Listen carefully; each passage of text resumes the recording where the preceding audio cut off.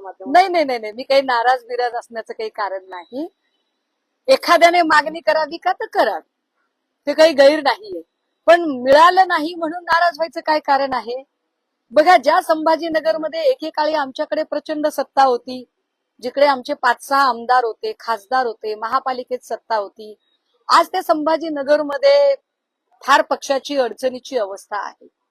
कदाचित पक्षाला संजीवनी मिळावी म्हणून जर दानवेंना तिथे जर संधी दिलेली असेल तर हरकत नाही. पक्ष वाढणार असेल तर आपण पक्षप्रमुखांचा निर्णय मान्य केला पाहिजे. आणि एका जत्रेत देव म्हातारा होत नाही. त्यामुळे माझ्यासाठी अजून खूप मोठा स्पॅन आहे आणि तो मोठा स्पॅन मी लढला पाहिजे.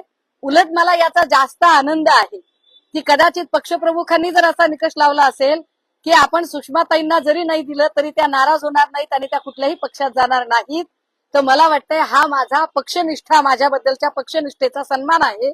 माझ्यावर पक्षप्रमुखांनी दाखवलेला विश्वास आहे की मी कुठल्याही परिस्थितीत, पद असो किंवा नसो, मी त्यांच्यासोबत ठाम राहणार आहे. हा विश्वास असल्यामुळेच त्यांनी हा निर्णय घेतला असेल. चांगली गोष्ट आहे. मला वाटतं की मी ठाकरेंची बहीण आहे, मी ठाकरेंची बहीण आहे, त्यामुळे मला वेगळ्या शब्दाची काही गरज नाही. मला होईल ना. लाडकी बहीण वाटत नाही तुम्ही? काय आहे माहितीये का, 1500 रुपयावर खुश होणं याला जर लाडकी बहीण म्हणत असाल तर सॉरी, मी काही त्याच्याशी सहमत नाही.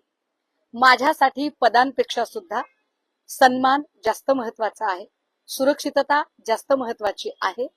माझी सुरक्षितता, माझा सन्मान पक्षामध्ये शाबूत आहे, हे माझ्यासाठी महत्वाचे आहे. राहिला प्रश्न भाजपच्या ट्रोलर्सचा, तर त्यांनी माझी चिंता करण्यापेक्षा त्यांनी केशव उपाध्ये, माधव भंडारी या लोकांची चिंता करणं जास्त गरजेचं आहे.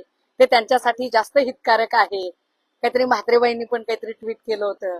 आता त्यांचं तर काय कोणी सांत्वन करावं असो, कारण नीलम गोरेंसारख्या अत्यंत निरुपयोगी महिलेला 5 वेळा, कारण ब्लॅकमेलिंग केलं जातं ना, त्यांना माहितीये की आता नीलम गोरेला दिलं तर नीलम गोरे पुन्हा भाजपकडे सुद्धा टुनकन उडी मारू शकतात.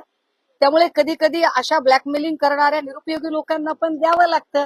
त्यातून कदाचित नीलम गोरेंना मिळाली असेल ती जागा, पण त्यामुळे काम करणाऱ्या पक्षातल्या चांगल्या महिलांवर नक्की अन्याय झाला.